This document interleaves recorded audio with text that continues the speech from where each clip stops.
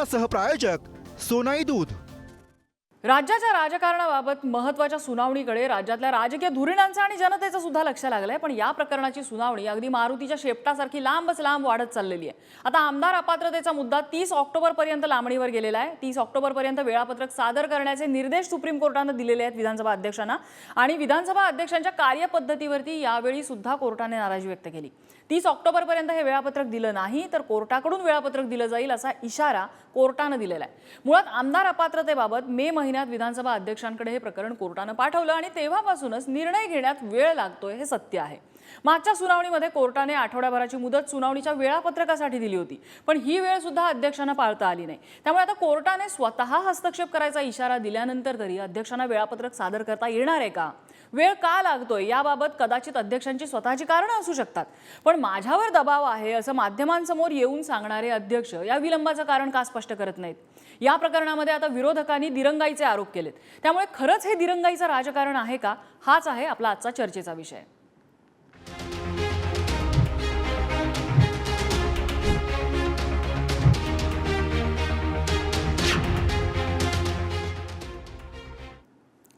आणि यासाठी आपली आजची चर्चा होती आणि त्या चर्चेत सहभागी होत आहेत भाजपचे प्रवक्ते गणेश हाके, शिवसेना शिंदे गटाचे नेते अरुण सावंत आपल्यासोबत असणार आहेत आणि राष्ट्रवादी शरद पवार गटाचे महेश तपासे या चर्चेमध्ये सहभागी होतील.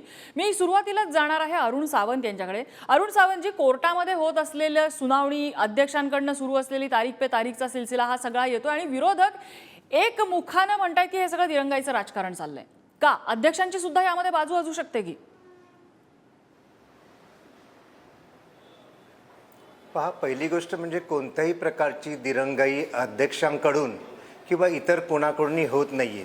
आपण जर पाहाल तर गेल्या काही शेवटच्या दिवसांमध्ये नवीन काही ज्या केसेस आहेत त्या अध्यक्षांसमोर आल्या आहेत आणि त्यांचा अभ्यास करण्याकरिता त्यांनी कोर्टाकडे वेळ मागितला आणि तो वेळ आदरणीय तुषार मेहता यांनी ही बाजू आदरणीय सुप्रीम कोर्टाला समजवल्यानंतर सुप्रीम कोर्टाने त्यांची ही बाजू मान्य केली आणि त्यांनी 30 ऑक्टोबरपर्यंतचा त्यांना वेळसुद्धा दिला. म्हणजे जे कारण सांगितलं गेलं ते आदरणीय सुप्रीम कोर्टाने मान्य केलं आणि म्हणूनच पुढचा कालावधी दिला गेलेला आहे. तसेच आदरणीय सुप्रीम कोर्ट असं म्हणालं होतं की तुषार मेहताजी आपण स्वतः जातीने लक्ष घालावे आणि अध्यक्षांसोबत आपण बसावे आणि त्यांच्याकडून पुढील जे काही निकालाचं कार्यक्रम आहे, कालावधी, जे काही टाइम टेबल आहे आपण स्वतः दोघांनी मिळून बसून बनवावं. परंतु काही कारणास्तव तुषार मेहता हे सुद्धा अध्यक्षांशी बसू शकले नाहीत. त्यांनी ती गोष्ट आदरणीय कोर्टाच्या लक्षात आणून दिली आणि पुढील काही दिवसांमध्येच या सगळ्या घडामोडी आहेत त्यांना वेग येईल आणि योग्य निर्णय जनतेसमोर आपल्यास आलेला दिसून येईल. आम्ही स्वतः सुद्धा या निर्णयाची अपेक्षा अतिशय आतुरतेने पाहत आहोत. ज्याप्रमाणे विरोधी पक्ष सगळे अधीरतेने वाट पाहत आहेत, आम्ही सुद्धा चांगलाच निकाल लागेल अशी भावना ठेवून या निकालाची अपेक्षा करत आहोत. गणेश हाकेजी, या सगळ्यामध्ये मुद्दा असा होतोय की अध्यक्षांकडनं दिरंगाई होतीये असे आरोप केले जात असताना अध्यक्षांकडनं ही का दिरंगाई होतीये किंवा असे असतील त्यांच्याकडे काही कारणं असतील, पण ही कारणं त्यांनी समोर येऊन स्पष्ट केली पाहिजे. जसं आता सावंतजी म्हणाले की नवीन प्रकरणं आली, पण अध्यक्षांकडनं याबद्दल कुठचाही चकार शब्द समोर येत नाही. त्याच्यामुळे होतंय असं की त्यांच्यावर एकतर्फी आरोप केले जात आहेत या बाजूने, दुसरी बाजू त्यांची त्याबद्दल काही स्पष्टीकरण असेल तर समोर येत नाहीये. बघा, एक ज्युडिशियली पॉवर्स म्हणून जसं सुप्रीम कोर्टानं या आपल्या विधानसभेच्या अध्यक्षांना या संदर्भातला निर्णय घ्यायला सांगितलेला आहे आणि संविधानिक पद्धतीप्रमाणे त्यांना कायद्यानं हे अशा पद्धतीच्या आमदारांच्या पात्र अपात्रतेबद्दल निर्णय घेण्याचा अधिकार फक्त अध्यक्षांना आहे.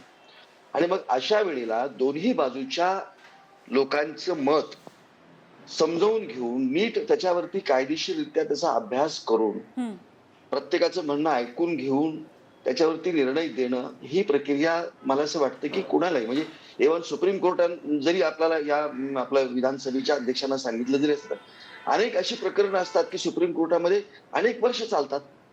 माझं म्हणणं आहे की त्यावेळेला काही त्यांना निर्णय द्यायचा नसतो का? असं नसतं. निर्णय देत असताना कुणावरतीही अन्याय होऊ नये, अत्यंत न्याय बाजूने कायद्याच्या चौकटीत राहून कायद्याचा संपूर्णपणे आधारे निर्णय द्यावा यासाठी मला सांगतो की आपले विधानसभेचे अध्यक्ष नार्वेकर साहेबांनी सांगितलेलं आहे की मी अभ्यास करून सगळ्या प्रक्रिया व्यवस्थितपणे पार पाडून याच्या संदर्भातला निर्णय घेणार आहे. त्यामुळे मला कोणी हे लोक वेगवेगळ्या पद्धतीचं प्रेशर आणतायत, वेगवेगळ्या पद्धतीचे दबाव आणण्याचा प्रयत्न करतायत. खरं म्हणजे त्या संविधानिक पदाला अशा पद्धतीचा काही निर्णय घेत असताना कुठेही त्याला काहीतरी म्हणजे अशा पद्धतीची अडचण निर्माण होईल अशा पद्धतीचं वर्तन विरोधी पक्षाच्या लोकांनी करायला नको. पण वारंवार म्हणजे त्या एका म्हणजे आपल्या विधानसभेसारख्या एका अध्यक्षाचं पद हे एक सर्वाधिक आणि खरं म्हणजे फार मोठं सन्मानाचं आहे, आदराचं पद आहे ते. त्याच्या संदर्भामध्ये शंका घेणं, कुशंका निर्माण करणं अशा पद्धतीचं हे वर्तन विरोधी पक्षाच्या लोकांकडून सुरू आहे. आणि त्यांना असं वाटतं की जाणीवपूर्वक आमच्या बाजूने निर्णय लागणार आहे, त्यामुळे हा निर्णय याला उशीर लावला जातोय अशा पद्धतीची त्यांच्या मनामध्ये ती शंका आहे. पण राहुल नार्वेकर हे स्वतः एक फार मोठे विधिज्ञ आहेत, ते कायद्याचे अभ्यासक आहेत आणि विधानसभेचे अध्यक्ष म्हणून अत्यंत गेल्या वर्षभरामध्ये खूप छान पद्धतीने काम केलेलं आहे. त्यामुळे कुठल्याही गोष्टीचं काम करत असताना त्यांना सुप्रीम कोर्टाने ठीक आहे, मी सांगितलं सुप्रीम कोर्टाने यांनी ज्या वारंवार पद्धतीप्रमाणे सुप्रीम कोर्टाकडे मागणी करतायत की लवकर निर्णय घ्यायला लावा, लवकर निर्णय घ्यायला. आता सुप्रीम कोर्टाकडे ह्या जेव्हा अपील्स करून ही विनंती करतील तेव्हा सुप्रीम कोर्ट म्हणणारच तुम्ही लवकर निर्णय घ्या. ठीक आहे. तर सुप्रीम कोर्टाच्या आवाहन करण्याचा उद्देश नार्वेकर साहेबांचा नाही, त्यांचा त्या कोर्टाचा सन्मान करूनच पण ती प्रक्रिया नाही. मुद्दा काय आहे की कोर्टाचा सन्मान करायचा आहे, ज्युडिशियल बॉडी आहे, संवैधानिक संस्था जर असतील, एखादी व्यक्ती संवैधानिक पदावर असेल तर त्याचा अनादर करण्याचं कोणाच्या मनातही येणार नाही, तसा करूही नाही, आम्हीही तसं करणार नाही. मुद्दा असा आहे की कोर्टाला या प्रकरणामध्ये इशारा द्यावा लागतो की तुम्ही वेळापत्रक दिलं नाही तर आम्ही हस्तक्षेप करू. ही वेळ येईपर्यंत वाट का पाहावी लागते, हा या घडीचा प्रश्न आहे. आपल्यासोबत राष्ट्रवादी शरद पवार गटाचे महेश तपासे सुद्धा आहेत. महेश तपासेजी, दिरंगाईचं राजकारण होत आहे असा आरोप रंगतो आहे, आपलं मत? निश्चितच शेवटी सुप्रीम कोर्टाने फक्त निर्णय हे अध्यक्षांपर्यंत सोपवलेला. काय निर्णय घ्यायचा ह्याचा जनरल आउटलुक म्हणा किंवा त्याचा ढाचा हा सुप्रीम कोर्टाचे जे ज्युडिशियल आपलं घटनापीठ होतं त्यांनी साधारणपणे निर्णय कुठल्या दिशेने घ्यायचा ह्याचा पूर्ण ढाचा बनवूनच दिलेला आहे. फक्त तो निर्णय घोषित करावा, जाहीर करावा एवढंच कार्य फक्त विधानसभेच्या अध्यक्षांपर्यंत सुपूर्द केलेलं आहे. पण दुर्दैवाने 5-5 महिने ओलांडूनही ते होत नाही. जी गोष्ट शिवसेनेच्या बाबतीत झाली तीच नंतर राष्ट्रवादी काँग्रेस पक्षाच्या बाबतीमध्ये झाली आणि शिवसेनेच्या बाबतीतली प्रक्रिया अजून सुरू झालेली नाही. त्याच्यासाठी ते कोर्टामध्ये गेले. आम्ही त्यांचं उदाहरण बघितलं की अजून ह्यांची सुरू नाही झाले तर आमचा दिवस उजाडायला पडताना पुढच्या वर्ष लागतो की काय, त्याच्यामुळे आम्ही कोर्टामध्ये गेलो.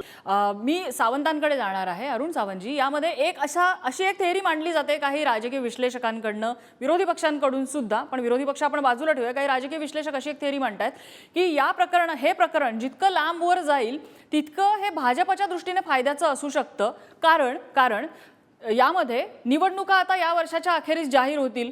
पुढे निवडणुकांपर्यंत जर हे प्रकरण खेचलं गेलं तर पुढे या प्रकरणाचा डिटेरन्स म्हणून वापर हा अजित पवार गट आणि शिंदे गट यांच्या विरोधात करण्याची भाजपला आयती संधी असेल, नामी संधी असेल, अशी एक थिअरी मांडली जाते. शिंदे गटाने कधी विचार केलाय का याचा? पहा प्रत्येक जण प्रत्येकाला जशी साजेशी थिअरी मांडत असतं त्याप्रमाणे विरोधक आणि काही राजकीय विश्लेषक सुद्धा आपापल्या परीने त्यांची थिअरी मांडत आहेत.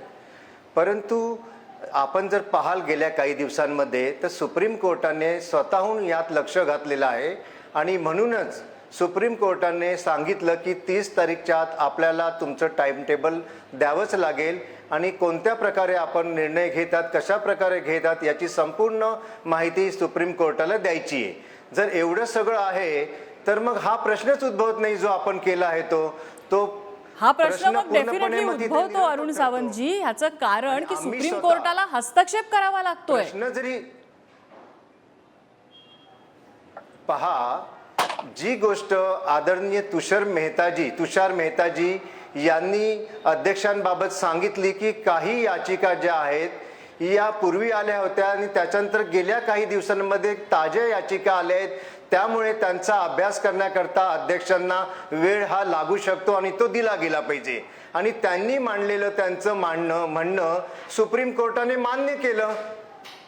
मग याच्यात चुकीचं तर आता काही नाही. आम्ही स्वतः आमचे सर्व आमदार, आमचा पक्ष स्वतःहून आम्ही इच्छुक आहोत की कधी हा लवकरात लवकर निकाल लागेल हे पहा. आपण जर एक गोष्ट लक्षात ठेवली तर या अगोदरच सुप्रीम कोर्टाने आणि इलेक्शन कमिशनने दोन्ही ठिकाणाहून निर्णय जो होता तो शिवसेनेच्या बाजूने लागला, म्हणजे आमच्या बाजूने लागला. पक्षाचं नाव आणि पक्षाचं चिन्ह या दोन्ही गोष्ट आम्ही सत्याची बाजू असल्यामुळे त्यांनी आम्हाला बहाल केल्या. तसंच आम्हाला पूर्ण विश्वास आहे की आमची बाजू ही सत्याची असल्या कारणाने निकाल जो आहे तो सुद्धा आमच्या बाजूनेच लागेल आणि आम्ही त्याची मोठ्या आतुरतेने वाट पाहत आहोत. बरं, महेश तपासेजी, मगाशी आपलं बोलणं अर्धवट राहिलं होतं, मात्र आता सावंत जे बोलले त्याला धरून प्रश्न. सुप्रीम कोर्ट हस्तक्षेप करतंय म्हणून यावरून या प्रकरणात दिरंगाई होत नाही अशा निष्कर्षापर्यंत पोहोचणं योग्य आहे का? पहिली गोष्ट असं आहे की सुप्रीम कोर्टमध्ये उद्धव बाळासाहेब ठाकरेंच्या गटाने पिटिशन दाखल केली. ती दाखल का केली? कारण महाराष्ट्र विधिमंडळाच्या अध्यक्षांकडनं योग्य वेळेमध्ये जो न्याय निवाडा द्यायला पाहिजे होता तो देण्यात आला नाही.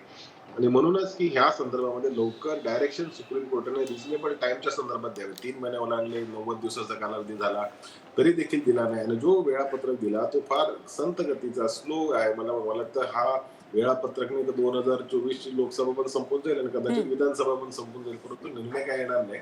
त्या अनुषंगाने शिवसेनेने सर्वोच्च न्यायालयामध्ये धाव घेतली.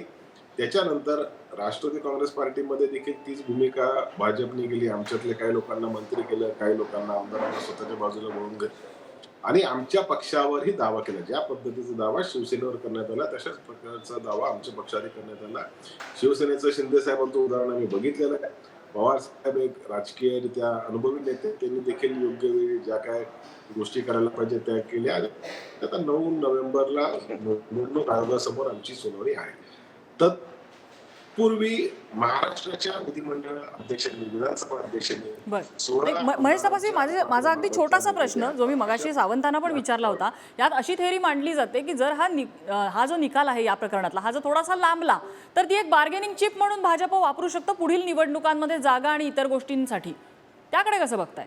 त्यासाठी हा तुमच्या पक्ष हा सगळा निकाल पुढे ढकलला जातो. भाजप काय करेल हे आज सांगू शकत नाही, परंतु भारतीय जनता पार्टी प्रत्येक वेळेला काय म्हणतात त्याला बार्गेनिंगचं राजकारण, निवडणुकीचा वजाबिरीचं राजकारण, आणि त्यांच्या डोळ्यासमोर एकच आहे, येऊ किंवा तेऊ कुठल्या ना कुठल्या मार्गाने त्यांना लोकसभा जिंकायची. त्यांना लोकशाहीवर विश्वास कमी आहे, परंतु बाकीच्या यंत्रणा आहेत त्याच्यावर विश्वास जास्त आहे. त्याच्यामुळे एकीकडे समजा अजितदादांना त्यांनी बनवून घेतलं स्वतःकडे, एकीकडे शिंदेला स्वतःसोबत सामील केलं. परंतु एवढे जरी आमदार 70, 80, 90 आमदार जरी दोघांकडचे समजा आपण सुद्धा गृहीत धरूया की भाजपच्या बाजूने आहेत, तरी देखील जनमानसांमध्ये काय फरक पडला का? शिवसेनेच्या मतांच्या टक्केवारीमध्ये, राष्ट्रवादी शरद पवारांच्या मतांच्या टक्केवारीमध्ये 1.5-2% फार फार तर फरक पडलेला आहे. त्याच्यावर फरक पडलेला नाही आणि हे भारतीय जनता पार्टीला माहिती आहे. त्याच्यामुळे भारतीय जनता पार्टीच्या नेत्यांना दिल्लीत उत्तर द्यावे लागतात. अरे तुम्ही म्हणाला शिंदेला घ्या, शिवसेना फोडा, आपली मतं वाढतील, तसं झालेलं नाही. तुम्ही म्हणाला अजित पवारांना घ्या, राष्ट्रवादी फोडा, त्यांना आपण घेतलं, त्यांना उपमुख्यमंत्री केलं. मतांचा टक्का भारतीय जनता पार्टीच्या बाजूने वळलेला नाही. आणि आता भारतीय जनता पार्टीच्या बड्या नेत्यांची दमछाक होते की एवढी सगळी एक्सरसाइज केल्यानंतर शेवटी सामान्य माणूस भारतीय जनता पार्टीच्या बद्दल काय विचार करतो? तो भारतीय जनता पार्टीला अत्याच्या गुणवान असं पॉलिटिकल पार्टी मानतो का? सत्यावर आधारित आणि संविधानावर चालणारा पक्ष भारतीय जनता पार्टीला मानतो का? कुठल्याही महाराष्ट्रातल्या खेड्या ग्रामीण भागात आणि सामान्य माणसाचं मत भारतीय जनता पार्टीच्या बद्दल काय ते विचारा, त्यांना उत्तर मिळालं. आम्ही का सांगावं? मला वाटतं खुद्द उपमुख्यमंत्री फडणवीस साहेबांना माहिती. ठीक आहे, ठीक. गणेश हाके भाजपचे प्रवक्ते आपल्यासोबत आहेत. गणेश हाकेजी, मुद्दा असा आहे की यावेळी प्रत्येक वेळेला जरी यामध्ये अपात्रतेचा मुद्दा हा राष्ट्रवादी आणि शिवसेनेचा असला तरी बोट दाखवलं जातं मात्र भाजपकडे.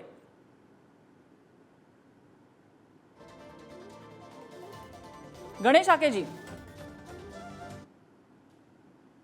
आवाज येतो? गणेश हाकेजी बोला.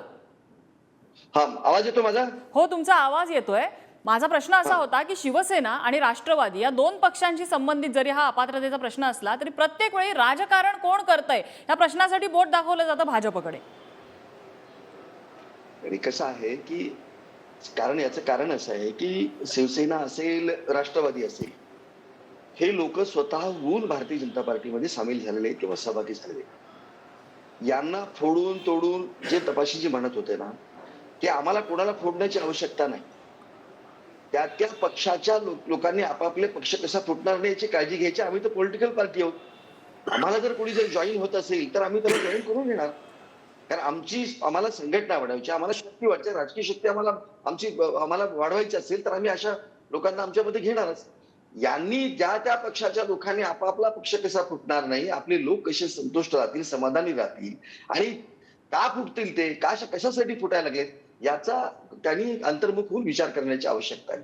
महेशजी जे म्हणाले ना की सुप्रीम कोर्टामध्ये ज्या पद्धतीनं यांनी या निर्णयाच्या नंतर शिवसेनाचा पक्ष आणि शिवसेना चिन्ह याच्याबद्दल कोर्टानं सुप्रीम कोर्टानं जो निर्णय दिलेला आहे तो सुप्रीम कोर्टाने निर्णय दिलेला आहे. त्यामुळं तो निर्णय देत असताना सुप्रीम कोर्टाने काही गोष्टींचा अभ्यास निश्चितपणे केला असेल ना. कुठला पक्ष आहे, कुठल्या पक्षाच्या म्हणजे कोण याच्यामधलं लिगली सगळ्या गोष्टी तपासून ज्या खंडपीठाने जो काही निर्णय दिलेला आहे त्यांच्या तो निर्णय हा अत्यंत अभ्यासपूर्ण अशा पद्धतीचा निर्णय दिलाय. म्हणूनच शिवसेना पक्ष म्हणजे एकनाथ शिंदेना मिळाला, ते चिन्हही एकनाथ शिंदेना मिळालेलं आहे. आणि या सगळ्या पार्श्वभूमीवरती आता यांना जे वाटतंय की मनातले मांडे यांचं जे खाणं सुरू आहे की 16 आमदार अपात्र होतील आणि ते लवकर व्हावेत, मग 27 इथून म्हणजे पाय उतार होतील, म्हणजे महाराष्ट्रामध्ये जे काही अराजक अशा पद्धतीचं माजावं अशी यांची अपेक्षा आहे. पण दुर्दैवानं तसं होत नाही. कारण सुप्रीम कोर्टाने दिलेला हा निर्णय जो काही निर्णय आहे ठीक आहे. तुमचा मुद्दा लक्षात आला. आपल्याकडे वेळ थोडासा कमी आहे. मी महेश तपासेंची कॉमेंट घेते याच्यावरती आणि मग आपण थांबणार आहोत. महेश तपासेजी. गणेश ठाकरे साहेब म्हणाले की आपापल्या पक्ष वाढवण्यासाठी त्या त्या पक्षांनी खबरदारी घेतली पाहिजे. माझं म्हणणं एकच आहे, भारतीय जनता पार्टीला स्वतःचा पक्ष वाढवायचा आहे ना, तर गणेश ठाकरे सारख्या प्रामाणिक कार्यकर्त्यांना बळ देऊन, त्यांना उमेदवारी देऊन, त्यांना ज्या काही गोष्टी द्याव्या त्याच्या माध्यमातून बळ वाढायला पाहिजे होतं ना. उगाच शिवसेना फोड, राष्ट्रवादी फोड आणि देश पातळीवर अनेक पक्ष फोड आणि जे प्रामाणिक करते भारतीय जनता पार्टीमध्ये राहिले त्यांचं काय. आज तुमच्या चॅनलवर कोणीही बोलत नाही, परंतु ठाकरे साहेबांना खासगीमध्ये विचार हे तुम्हाला पटलं का? आणि गल्लीपासून दिल्लीपर्यंत कुठलाही भारतीय जनता पार्टीचा कार्यकर्ता हे मान्य करत नाही की हे योग्य आहे. कारण त्याच्या नशिबातली जी संधी आहे ती आता अजितदादांच्या गटाला मिळते, त्याच्या नशिबातली जी संधी आहे ती शिंदे साहेबांच्या गटातल्या लोकांना मिळते. देश पातळीवर काय चित्र असेल हे पण तुम्ही बघू शकता. मुद्दा असा आहे की यामध्ये ज्या वेळेला दिरंगाईचा आरोप केला जातो तो अशा वेळेला केला जातोय की ज्या वेळेला सुप्रीम कोर्टाला फायनली या प्रकरणामध्ये आम्ही हस्तक्षेप करू असा इशारा द्यावा लागतो. जे अध्यक्ष कॅमेरासमोर, माध्यमांच्या कॅमेरासमोर येऊन सांगू शकतात की माझ्यावरती हा निर्णय घेण्यासाठी दबाव आणला जातोय, ते अध्यक्ष या प्रकरणासाठी इतका वेळ का लागतोय, कोर्टाने दिलेल्या वेळेत ते वेळापत्रक का देऊ शकले नाही, या प्रश्नांची उत्तरं जर त्यांनी समोर येऊन दिली तर मला वाटतं एवढे आरोप होणार नाहीत. अर्थात संवैधानिक पद आहे ते, त्यामुळे आपण फक्त त्यावरती प्रश्न उपस्थित करू शकतो. त्या बाबतीत कुठलाही निर्णयापर्यंत आपण येऊ शकत नाही. कोर्ट आहे, अध्यक्ष आहेत, ते आता लवकरात लवकर या प्रकरणाचा निर्णय लागो एवढीच अपेक्षा मला वाटतं राज्यातल्या राजकीय धुरीणांची पण असेल, या दोन्ही पक्षांसह राज्यातल्या जनतेचीही असेल. या चर्चेसाठी आपल्याला सगळ्या मान्यवरांनी वेळ दिला, सगळ्यांचे आभार. चर्चेचा आजचा धुरळा इथेच शमलेला आहे. उद्या नवीन विषयासह पुन्हा भेटूया. पाहत रहा पुढारी न्यूज.